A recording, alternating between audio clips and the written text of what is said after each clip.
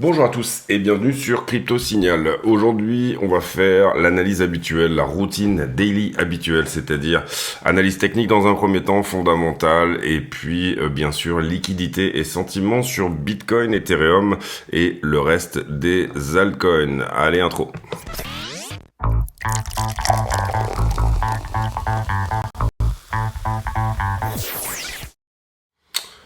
Alors, Bitcoin face au dollar. On avait établi en scénario privilégié potentiellement une continuation de ce triangle-ci, c'est-à-dire un dernier rejet par là, revenir éventuellement sur la trend par ici et ensuite casser vers le haut.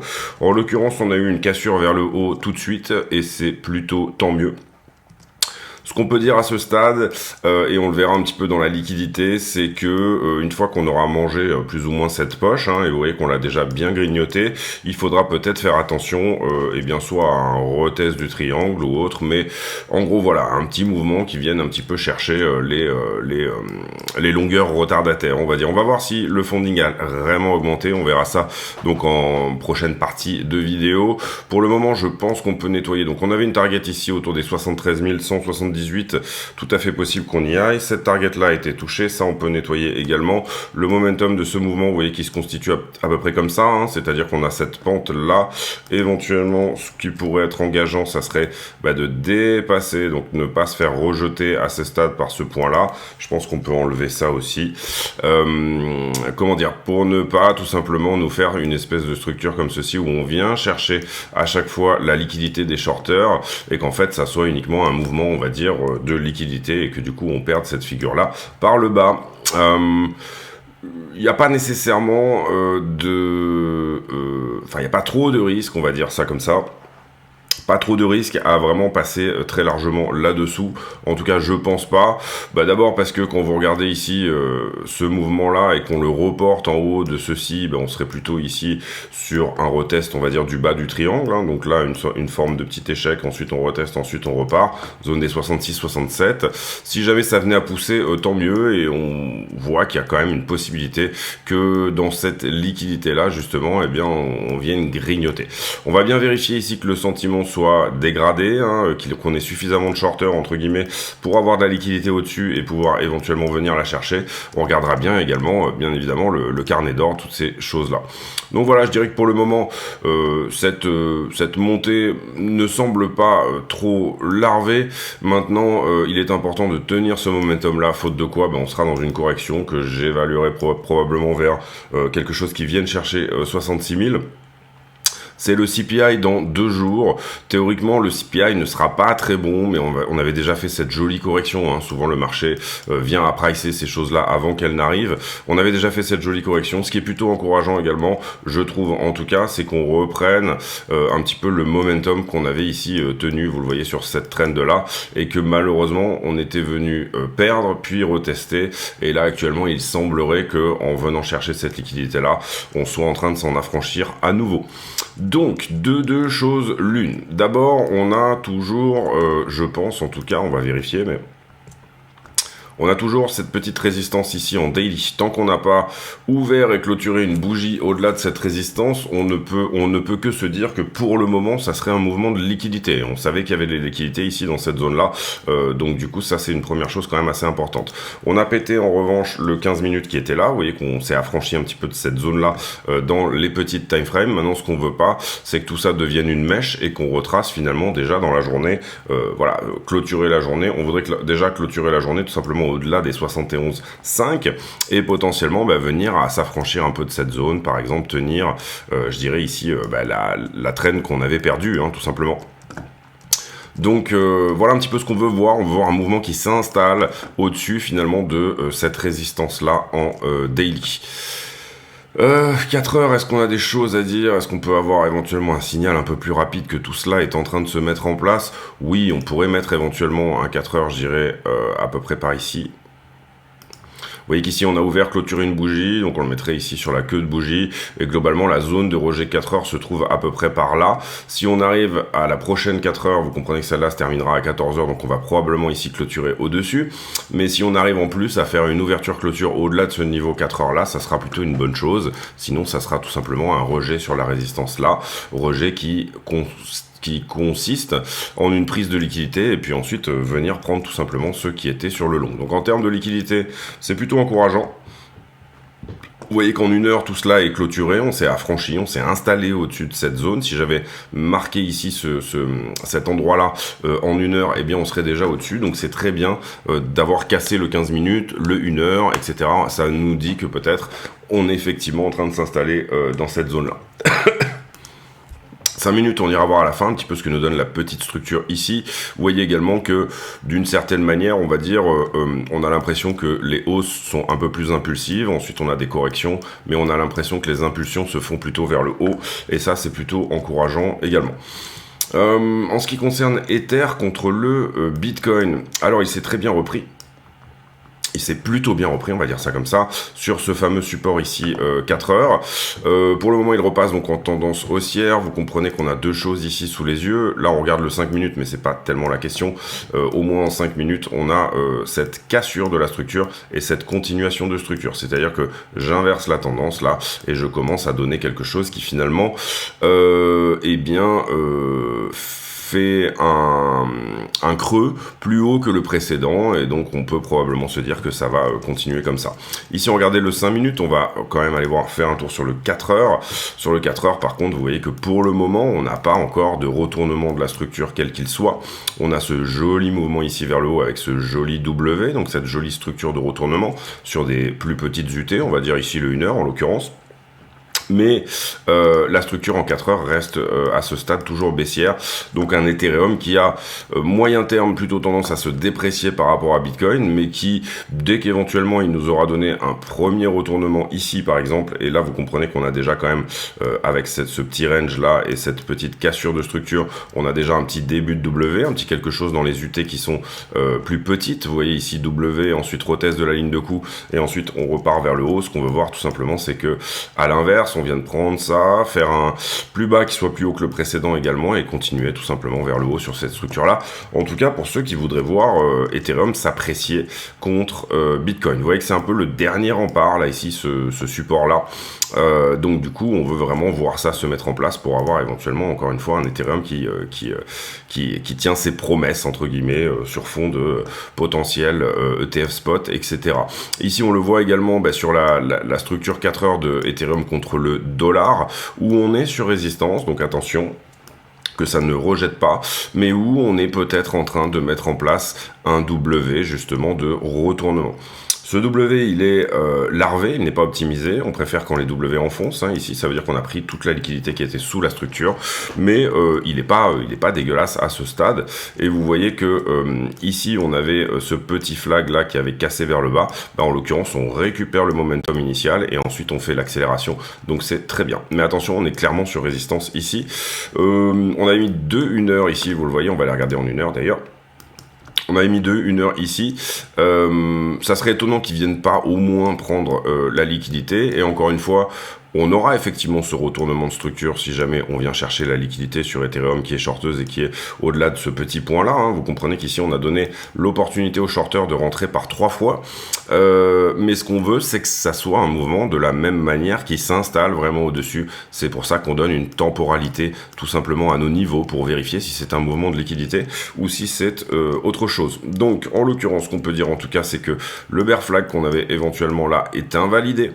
À ce stade, pour le moment, on a peut-être un début de structure de retournement. Ce qu'on veut, c'est que ça soit pas juste un SFP, ce qu'on appelle un SFP, c'est-à-dire un swing failure pattern. Sous-entendu, en fait, je mets en place ce gros W là.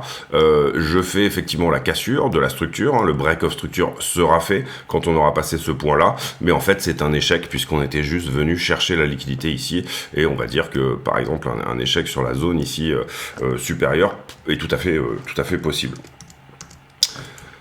On va d'ailleurs mettre un niveau 1 heure, je pense, par ici. Ça sera relativement intéressant. On va peut-être même le prendre en 4. Et légèrement plus bas. Ici, vous voyez. Pour voir et vérifier si on met en place justement cette structure, qu'on casse bien les 1 heure qui sont ici, mais également qu'on vienne éventuellement à s'installer au-delà du 4 heures. Momentum du mouvement... Ouais, pour le moment, on pourrait dire quelque chose comme ça. En tout cas, vous voyez qu'en 4 heures, la structure commence à se retourner et elle nous donne aussi une continuation. Donc tout cela est plutôt encourageant. Ensuite, le total 3 contre Bitcoin. Donc là, on regarde toutes les altcoins sauf Ethereum contre le Bitcoin. Alors là, c'est un petit peu la même chose. On a vu ce petit range ici en bas. Le niveau 4 heures ici, vous le voyez, a tenu. On a pour le coup notre structure de retournement ici en W et on a probablement ici retest de la ligne de coup et continuation de la structure. Donc vous voyez qu'on passe désormais dans une tendance haussière sur le 1 heure, 1 heure 4 heures en tout cas. Donc ça c'est plutôt une bonne chose et la prochaine zone de rejet, vous l'aurez compris, bien sûr, elle se trouve par ici.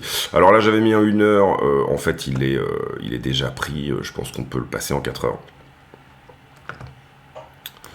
Alors soit on met un 1 heure un petit peu plus haut, comme ceci,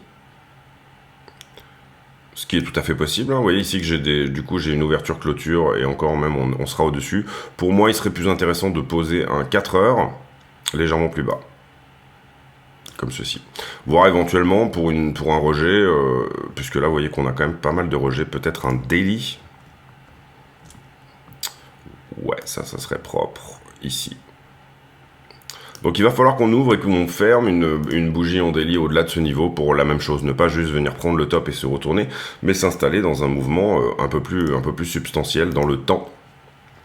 Globalement, en tout cas, on réagit à peu près sur trend, on réagit sur le niveau 4 heures et sur la trend au niveau des alts, donc c'est des endroits conséquents. Vous voyez, quand je parle du niveau 4 heures ici, je parle de ça, et quand je parle de la trend, on parle de ça. Donc c'est des endroits relativement intéressants pour justement faire une continuation. Globalement, si on fait une continuation, vous voyez que ceci est en fait une running flat, c'est-à-dire un triangle en 3, hein, en gros, quelque chose comme ceci, et que là, effectivement, on aura notre retournement de structure et qu'on pourra continuer la tendance haussière selon le même momentum sur les altcoins. On va regarder attentivement la BTC dominance parce que pour le coup, au travers de ce mouvement, on a des belles zones de rejet également sur la dominance. Alors en daily, ce niveau-là a été pris. Le prochain, du coup, se trouvera à peu près par ici, 55%. Structure de retournement ici à la hausse, donc pour donner de la place aux altcoins, on voudrait que la dominance BTC vienne plutôt à rejeter et à baisser. Pour le moment, on est, vous le voyez, dans une structure qui semble plutôt latéralisée. Attention, parce qu'on a ce joli momentum haussier là qu'il faudrait, entre guillemets, absolument perdre pour avoir une dominance qui retourne à minima au 51%, voire en dessous, c'est-à-dire nous donner de l'air sur les altcoins pour éventuellement avoir des altcoins qui sont haussières. À ce stade, on va regarder un petit peu plus la grosse photo, la big picture, comme on dit. Alors, à ce stade, et pour le moment, il y a une belle probabilité d'aller autour des 57 quand même, à un moment donné. Vous voyez qu'on avait un joli signal ici quand on a perdu le momentum de tout ça, mais la structure semble larver sous ce momentum-là, justement, pour reprendre un momentum, on va dire, à peu près similaire. Ce qu'on veut voir ici et là-dedans, bah, c'est tout simplement vraiment un double top, un M-top, qu'on n'a pas du tout pour le moment sous les yeux. Donc perdre tout simplement les 51% de dominance et se diriger vers le bas sur BTC. On avait, je ne sais pas si vous en rappelez, mais on avait ici, au travers de la cassure de ce range, quand même une target autour des 60% sur BTC, notamment un rejet par exemple. Ici, vous comprenez qu'il y a une imbalance. C'est un moment où on avait eu une très belle alt season ici, où la dominance BTC avait énormément baissé. Ça, c'était à l'été 2021.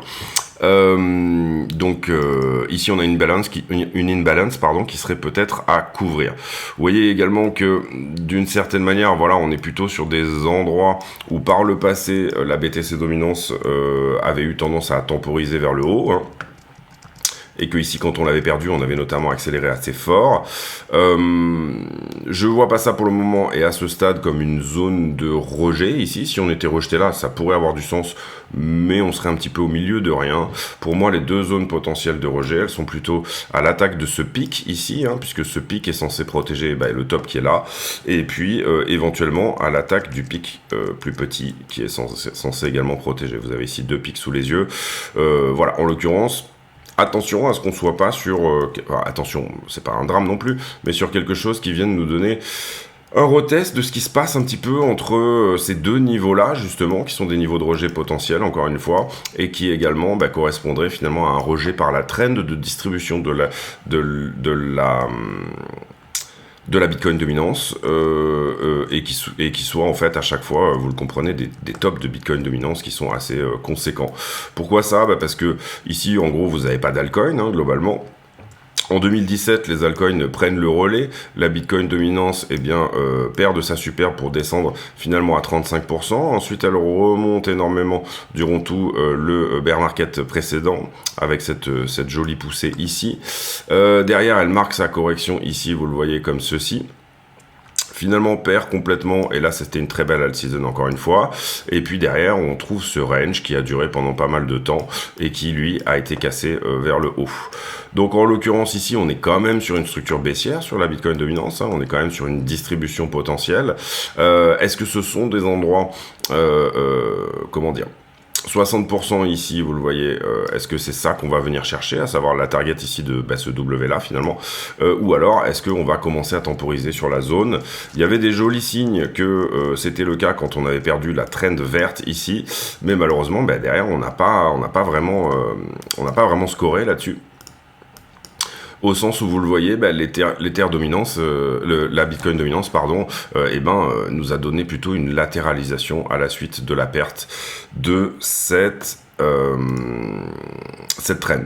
On voit ici que la trend a été perdue, elle a été retestée ensuite, hein, donc elle a été validée comme un endroit où ça repousse. On n'a pas voulu ici réintégrer le momentum pour aller effectivement aux 60 et quelques %.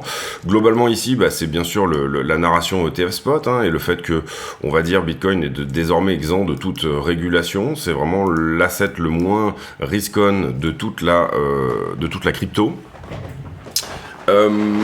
Rejeter sur la zone actuelle est tout à fait jouable, hein, c'est-à-dire les 55, hein, venir rejeter ici sur les 55, perdre cette trend là et revenir aux 51, voire peut-être en dessous. Donc c'est ça qui va un peu nous donner le signal d'une alt season. Par le passé, en général, on a plutôt eu des altcoin season dans des moments où en fait la Fed était en train de pivoter, c'est-à-dire que quand l'environnement global du marché était en train de passer risk on, c'était les altcoins qui surperformaient Bitcoin. Donc on a vraiment ici, je trouve en tout cas, sur la dominance BTC, cette idée de est-ce que le marché est plutôt risk on ou risk off, et en ce moment vous voyez qu'on on se base plutôt sur du risk off, c'est-à-dire qu'on préfère être quand même exposé sur BTC que le reste.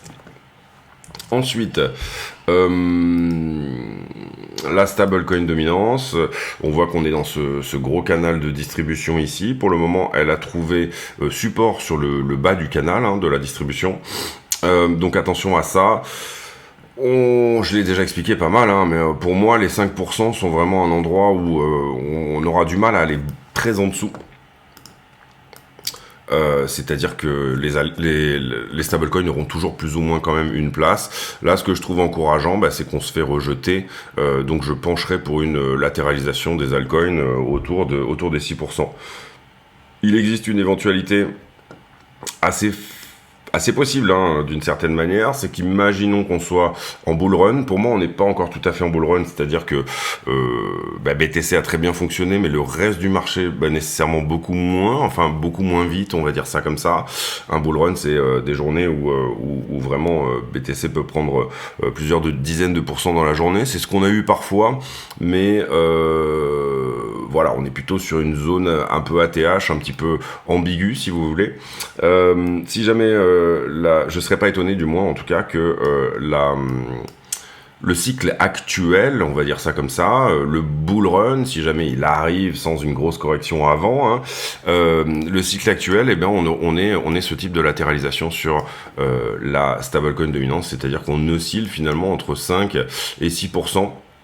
Jusqu'à venir casser ce canal, hein, et ça sera probablement le prochain bear market. Ça serait tout à fait possible qu'on ait ça sous les yeux. Maintenant, attention à pas faire ça, ce qui nous ramènerait ici, encore une fois, là on est à 40 000 sur Bitcoin à peu près, on est à 50 000 pardon, et là on est à peu près à 40 000. Donc attention à ne pas à rester bien dans cette petite latéralisation. Donc on va formaliser le range ici.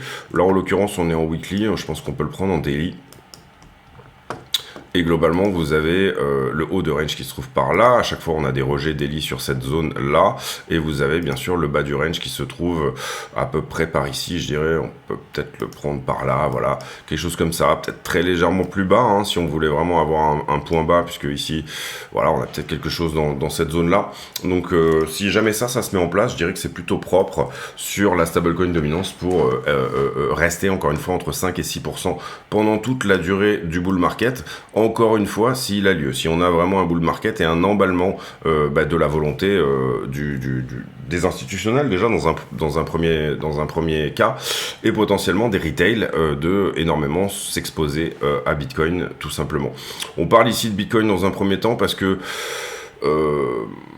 encore une fois, on n'est pas dans un contexte, on n'est pas encore, voilà, c'est plutôt ça qu'il faudrait dire, on n'est pas encore dans un contexte risk on, c'est-à-dire tout le monde se jette sur les altcoins tout simplement, et avec un Bitcoin qui marche très bien, mais des altcoins qui marchent mieux. On passe sur la news, j'en profite pour vous dire que les bénéfices de la chaîne sont versés à Mécénat Chirurgie Cardiaque, association qui me tient extrêmement à cœur, et que du coup, ça permet d'aider des enfants qui ont besoin de se faire opérer dans des pays où il n'y a pas les infrastructures. La news principale pour moi, et c'est celle dont je veux parler puisque c'est un partenaire de la chaîne, et que du coup, on va pas nécessairement pouvoir continuer là-dessus, c'est l'AMF qui lance des avertissements contre BitGet.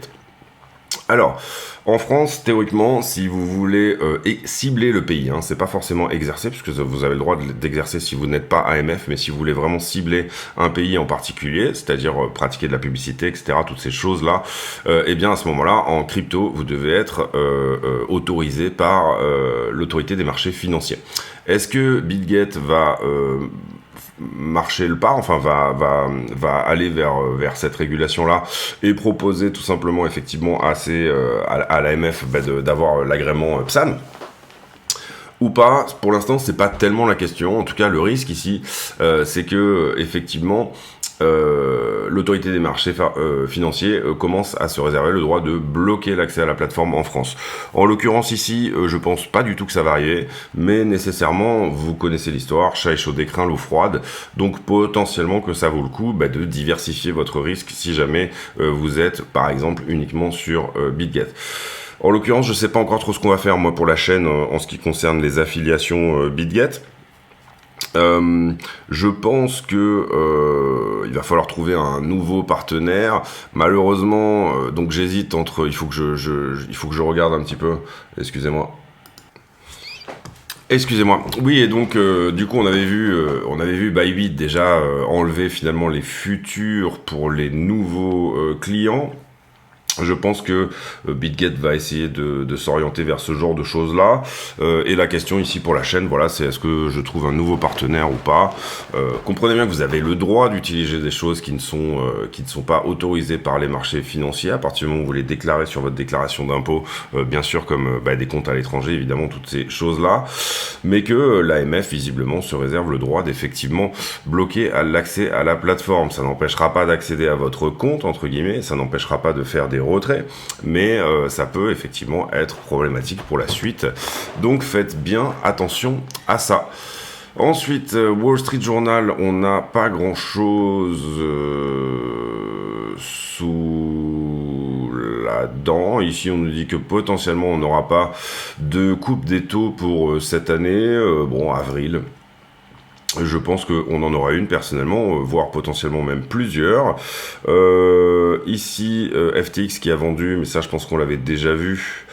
Je sais plus en fait, mais qui a vendu en fait à 64$ l'unité. Oui, je me rappelle, on en a parlé dans la vidéo d'avant-hier. Ici, crypto des inflows records pour les investissements crypto, bien évidemment. Ça concerne les ETF évidemment et tout le reste. Ordinal Best Living. Ici, l'écosystème, on va dire, Bitcoin qui pousse pas mal et qui est revenu encore une fois aux 71 000$. Le Paraguay qui nous dit que le fait de bannir le mining pourrait leur coûter 200 millions à l'année. Donc il faut bien comprendre ici que également... effectivement, Bitcoin est relativement énergivore, mais globalement, étant donné que son prix de minage est fonction est excessivement en fonction de l'énergie en circulation, et il y a beaucoup de finalement d'excédents d'énergie qui sont utilisés pour miner Bitcoin. On est à plus de la moitié. Et que donc du coup, également ça permet aussi d'avoir des choses innovantes de ce côté-là. Ici on passe sur le Paraguay, Janet Yellen qui visiblement est en Chine et qui voudrait qu'on repense les échanges Chine. Janet Yellen c'est la secrétaire du Trésor aux États-Unis, qui voudrait qu'on repense en tout cas les échanges entre la Chine et les États-Unis, notamment dans tout ce qui concerne les green exports, c'est-à-dire principalement, en l'occurrence, on parle des véhicules verts et on parle aussi des panneaux solaires, bien évidemment, hein, les Chinois ont énormément dumpé les prix du marché par rapport à tout ça. Je sais pas pourquoi la secrétaire du Trésor, qui est normalement plutôt chargée tout simplement du Trésor, tout simplement, s'immisce un petit peu dans tout ça. Mais en l'occurrence, ici, la question c'est plus est-ce qu'on fait du protectionnisme dans ce cadre-là, ou alors tout simplement est-ce qu'on laisse faire, est-ce qu'on réfléchit avec les partenaires, c'est-à-dire avec la Chine notamment. Voilà, c'est une des grandes questions du moment. Le secteur de l'énergie qui est un petit peu en ce moment en train de pleurer, on va dire ça comme ça, mais qui est plutôt à la hausse, pardon, mais $100 par baril n'est pas forcément probable. C'est ce que nous dit Goldman Sachs. Ici, calendrier économique, globalement, on n'aura rien aujourd'hui, rien demain, et on aura le CPI mercredi qui sera très important. Ça sortira sur les coups de 14h30 avec un consensus, je le rappelle, autour de 3,4% pour le headline CPI. On va voir la liquidité que voilà, on a liquidé hier 170 millions de dollars. Et globalement, sur les dernières 24 heures, on a une centaine de millions sur Bitcoin et Ethereum. C'est plutôt normal. Vous voyez que la map est rouge. Ça veut dire qu'on a liquidé principalement du shorter, ce qui est normal aussi puisque l'action de prix a plutôt été haussière. En ce qui concerne le carnet d'ordre, on avait des ordres à l'achat. Là où on est content de voir, c'est que il y a quelques ordres qui se sont quand même faxés ici sur la hausse. 206 Bitcoin ici, 154, 150 ici. Donc ça souligne un sentiment où on court un petit peu derrière le prix. C'est-à-dire qu'on pense pas que beaucoup d'acteurs du marché ne pensent pas que le prix va désormais retracer à nouveau sur cette zone-là. Vous voyez quand même également que autour des 68, on a des ordres qui sont apparus également à l'achat. Donc ça c'est intéressant aussi. On a traversé des ordres de vente au travers de cette poussée, donc il a fallu un petit peu de momentum pour le faire, hein. On voit ici une centaine de bitcoins ici, 102 ici, à peu près 500 bitcoins qui ont probablement changé de main ici sur cette montée. On n'a pas non plus un mur d'achat en face autour des 72, donc pour le coup... Si on avait plus d'ordre à l'achat ici qui venait à se faxer en bas de la montée, ça serait encore mieux. Mais bon, voilà, peut-être un sentiment, en tout cas pour l'achat au spot, qui n'est pas trop dégueulasse. En ce qui concerne les marchés en levier, vous voyez qu'on a pris les 3 zones de liquidité qui sont celles-ci, qu'on avait mises en avant.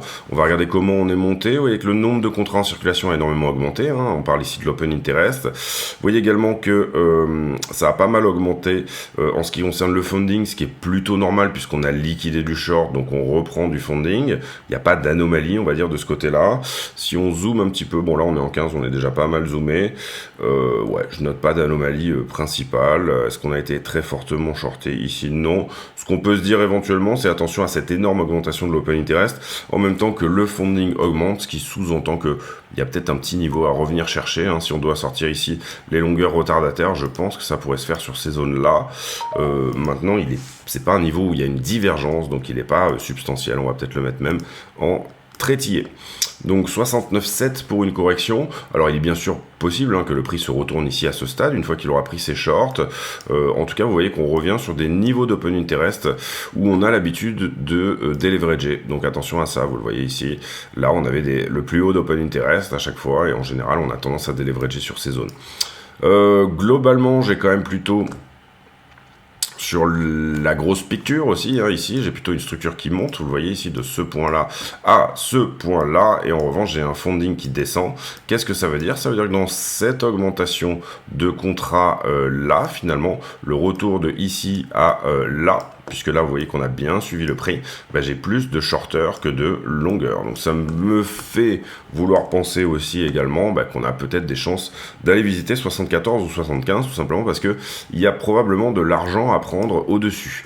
On ira voir dans la structure bah, comment se fait un petit peu le 5 minutes. Ici, vous voyez que bah, il y a un petit peu d'argent au-dessus, en tout cas sur la 5 jours. Vous voyez aussi toutes ces grosses corrections, autour de toutes ces grosses entrées longues, pardon. Donc on a une belle boîte de liquidité, je trouve, autour des 70-71 ici. Et si on doit tout liquider, c'est ce qu'on a expliqué tout à l'heure, hein, pas mal de monde qui est rentré long sur ce dernier mouvement, pendant le mouvement. Si on doit sortir tout le monde, en général, on vient à prendre un petit peu la liquidité qui se trouve en dessous. Donc ça ne serait pas étonnant à ce stade de retracer un petit peu jusqu'à 70. Même chose sur Ether, globalement, pas mal de monde qui est rentré long sur la fin de mouvement. Peut-être 3005 ici, et si vraiment on devait tout prendre 3004 sur Ethereum, pour ensuite nous donner une continuation haussière. Sur la 7 jours, vous voyez qu'on a bouffé une bonne partie de la liquidité qu'il y avait sur la zone du haut, puisqu'on est monté à 72,4. Donc sur la 7 jours, on est nettoyé en ce qui concerne la liquidité en haut, donc attention à ça. La zone pourrait éventuellement être propice à un rejet. Quand on dézoome un petit peu sur la 1 mois, ça serait plutôt autour de 75. Vous voyez que sur la 1 mois, on est à 0,02 en ce moment en funding. Pour le coup, quand on regarde là un mois, on peut peut-être se dire que 75 est dans les tuyaux. Personnellement, je préfère très largement là une semaine parce que c'est de la liquidité qui est plus fraîche. Hein. Ici, on cherche de la qualité de liquidité, donc plus frais, c'est-à-dire encore en position, tout simplement, plutôt que l'inverse. Là, on voit très bien qu'on est un peu entre deux. On a à peu près autant de longueur que de shorter qui rentrent sur finalement ce petit mouvement qu'on a en haut. Et globalement également, sur Ethereum, ben, on a bien nettoyé la liquidité 7 jours. Reste à voir si on est shorté sur le top, donc ça nous permet de pousser à 3007, 3008. Voilà, en ce qui concerne les alts, on a bien reseté. Vous voyez qu'on revient un petit peu dans le jaune, c'est-à-dire qu'on recommence à être à nouveau longué hein, sur les alts. Puisque vous voyez ici, quand on est dans le vert, on va dire qu'on est à peu près dans la neutralité. Vert foncé, c'est plutôt de la neutralité. Si on était dans le bleu, on serait pas du tout longué. Et quand on va plutôt vers le jaune-orange, eh bien, ça veut dire qu'on est beaucoup trop longué, hein, en fait, tout simplement. On va sur le prix, on fait la conclusion de cette vidéo sur des petites time frames. On va se mettre en 5 minutes. Alors, globalement, vous voyez qu'on commence un petit peu à larver la montée, on va dire ça comme ça. Ici, on a eu cette jolie poussée, et puis là, on commence la montée commence à trouver un petit peu un rejet 5 minutes, on va dire ça comme ça, sur cette zone-là. Donc ça, attention à ça, ça peut éventuellement rejeter à minima pour un petit moment.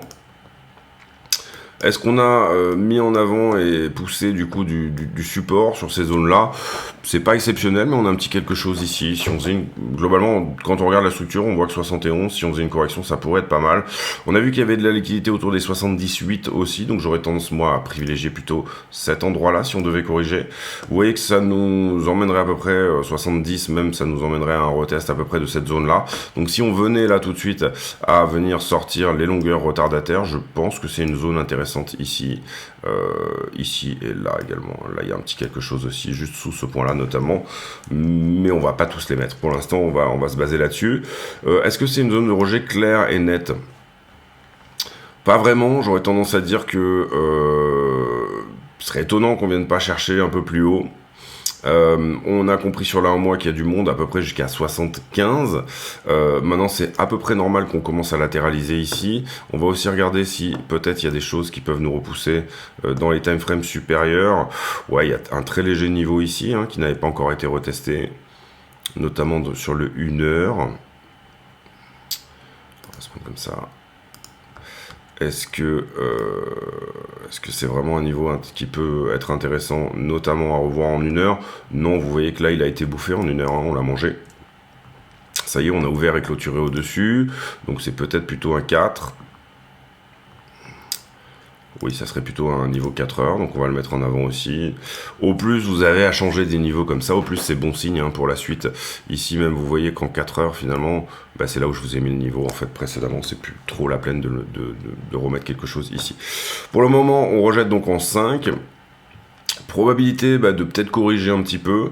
Maintenant, on va voir. On est monté jusqu'à combien? 72 600. Je le redis, mais il y a bien sûr de la liquidité au-dessus de ce point-là. Elle est un peu vieille. Elle date de 2-3 semaines. Hein, si je vous remontre ici, là, un mois sur BTC. Plutôt là. Là, un mois, oui, c'est ça. Concrètement aussi, on l'avait dit la semaine dernière, on a pas mal de monde sur cette zone-là qui va essayer de se hedger. Se hedger, ça veut dire quoi? Ça veut dire, je protège mon bag finalement avec un short. Je protège mon bag spot en mettant du short en face. Comme ça, de toute façon, si ça baisse, je vais empocher les gains de mon short et ça va, on va dire... combler les gains que je n'ai pas fait sur mon portefeuille et à l'inverse donc on a pas mal de hedge hein, quand même, et un hedge ça veut dire que c'est peut-être une position que vous allez garder plus longtemps. Ici on le voit 26 mars, ça nous emmène à il y a à peu près 2 semaines où cette zone a forci, et je parle ici de la zone qu'on est en train de prendre, c'est-à-dire 73 400. Vous voyez qu'ici, il faut aller 3 semaines et demie en arrière pour essayer de trouver des raisons d'aller un petit peu plus haut. La seule chose éventuellement qu'on pourrait dire là-dedans, c'est que il est probable que ces traders de position-là soient effectivement encore en position. On va aller le voir notamment en dézoomant un petit peu sur la liquidité précédente. Il y a une probabilité qui existe que ça soit le cas. Pourquoi? Parce qu'on l'a dit, ici, on a quand même... Alors pour le coup, une structure qui monte, un funding qui descend, mais également par rapport à ce point-là, hein, si jamais on venait à voir au-dessus, et ici vous comprenez que je pense que si on y allait, on n'aurait pas non plus un funding qui vienne chercher les 0,10 comme c'était le cas pendant ce temps-là. Donc ce qu'on a fait ici, c'est qu'on a quand même créé des conditions de liquidité supérieure. C'est-à-dire que les traders que je vous ai montrés tout à l'heure, qui sont peut-être en position depuis 3 semaines, si ce sont des positions hedgées, si ce sont des positions de hedge, à ce moment-là, il est possible qu'ils soient encore en position, tout simplement parce que j'ai à peu près le même nombre de contrats ici, je suis à peu près au même prix, hein, on n'est plus à très grand-chose maintenant, mais par contre, j'ai un funding qui est 10 fois inférieur. Donc ça me dit que dans tous ces contrats ici qui ont été rajoutés, une bonne partie est potentiellement sur du short. Donc concrètement, pour moi, ça reste haussier, c'est-à-dire que nous, on l'a dit, la prochaine target pour nous, c'est pour du swing. Hein, on parle ici pas forcément de la journée. Vous comprenez que sur la journée, je suis peut-être plutôt baissier pour éventuellement revenir tester des zones légèrement inférieures, mais à plus moyen terme, on va dire, pas sur la journée, mais sur des time frames plutôt de l'ordre de la semaine, on aurait tendance à être plutôt bullish. Maintenant, si on parle du fondamental, théoriquement, on a un mauvais CPI qui va arriver après-demain. Pour l'instant, ça s'est déjà mis dans les prix. Je pense notamment sur cette chute-là, qui finalement correspond à début avril, donc le moment où on a eu effectivement tous les chiffres d'avril qui sont sortis et où tous les consensus sont sortis. On voit ici que globalement, on est en train de s'affranchir du 4 heures qui est là. La prochaine zone éventuelle pour rejeter, ça serait peut-être par ici. Et que, voilà, on a quand même des bonnes chances pour moi de faire une continuation ici à ce stade. Attention à ce qu'on n'ait pas sous les yeux ne soit pas une prise de liquidité, mais vous voyez qu'on s'installe, on semble quand même s'installer, entre guillemets, au-dessus de ce que je qualifierais d'être le point le point sensible, on va dire. Si on repasse tout simplement sous les 71,3 et qu'on s'installe à nouveau en dessous de tout ça, à ce moment-là, ça n'est pas une très bonne nouvelle. Donc principalement, scénario privilégié en ce qui me concerne, ça serait peut-être de venir corriger ici, revenir sur le bas de ce canal, revenir retester un petit peu la trend sur la zone des 70,5 par exemple, punir les longueurs qui sont rentrées un peu tard, donc les longueurs retardataires, et à partir de là, continuer et venir chercher notre prochaine target qui se trouve à 77. Je rappelle qu'on a plusieurs targets ici en route, en avant, enfin voilà, on était rentré à peu près sur ces zones-là, je me rappelle plus exactement, mais on devait être par ici quand on est rentré. On a touché ici la première target des 71. On avait d'abord pris un petit peu de profit sur cette trend-là, puisqu'elle pouvait rejeter. Donc on a eu TP1 ici, TP2 là. Pour le moment, on cherche TP3 sur 77 et TP4 sur 88. Et ça, c'est vraiment le runner, c'est-à-dire que sur 88, on pourra clôturer ce trade, je dirais, et prendre un petit peu le temps de voir éventuellement où pourraient aller d'autres choses. Donc voilà un peu l'idée, concrètement ce qu'on est en train de préserver à ce stade, et si vraiment on devait corriger beaucoup plus, je pense qu'on peut tout simplement parler de ce momentum là, hein, d'une manière générale. Voilà, là on a un petit quelque chose qui est pas trop mal à garder comme ceci, c'est-à-dire tout simplement cette tendance haussière là. Ici on vient de valider le petit retournement. Ce qu'on veut désormais, c'est que ça vienne revalider, faire une continuation de structure encore au-dessus, potentiellement suite à une toute petite correction encore une fois. Donc intraday, personnellement j'aurais tendance à être plutôt baissier. On va voir ici sur quel niveau, parce que pour le moment vous voyez qu'on a construit un petit 5 minutes ici, mais il n'est pas forcément évident que ça soit littéralement le top. Certes, on a nettoyé la une semaine en termes de liquidité, ce qui est plutôt déjà un bon signal pour se dire que on se dirige vers une correction. Je pense qu'ici on peut éventuellement établir comme signal la perte ici de ce 5 minutes déjà là, donc la perte de ce momentum là, pour éventuellement se dire bon, on est sur une correction peut-être plus importante. J'aurais tendance encore une fois à viser éventuellement un TP1 par ici et un TP2 par là, avec potentiellement un runner sur le support global, hein, c'est-à-dire beaucoup plus bas, 69. Si jamais je devais rentrer en short intraday, ce serait plus ou moins quelque chose que je pourrais faire. Maintenant, sur la zone, je suis pas tout à fait sûr de cette zone-là, voilà, donc en l'occurrence, on attend vraiment de perdre ce momentum-là pour à minima se dire, bon je viens chercher le bas déjà dans un premier sens, peut-être couvrir cette imbalance là, je viens déjà chercher ça, là je rentabilise mon trade, je sais que c'est bon, je mets peut-être même mon point d'entrée, donc mon stop loss à mon point d'entrée, comme ça je suis sûr que ce trade est gagnant, et derrière s'il y a une continuation baissière, du coup je serai dans ce train là. Pour le moment on n'a pas de retournement, c'est-à-dire que ça peut larver encore pendant un moment comme ça, vous le comprenez, hein, pas forcément même sur cette figure là, mais ça peut tout à fait larver pendant encore une fois un bon moment comme ceci.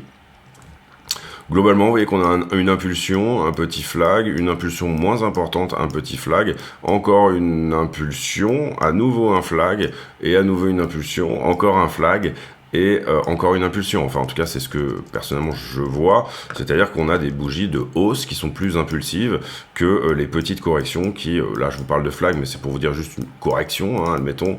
Vous voyez ici toutes les corrections qui se font d'une manière finalement assez sharp.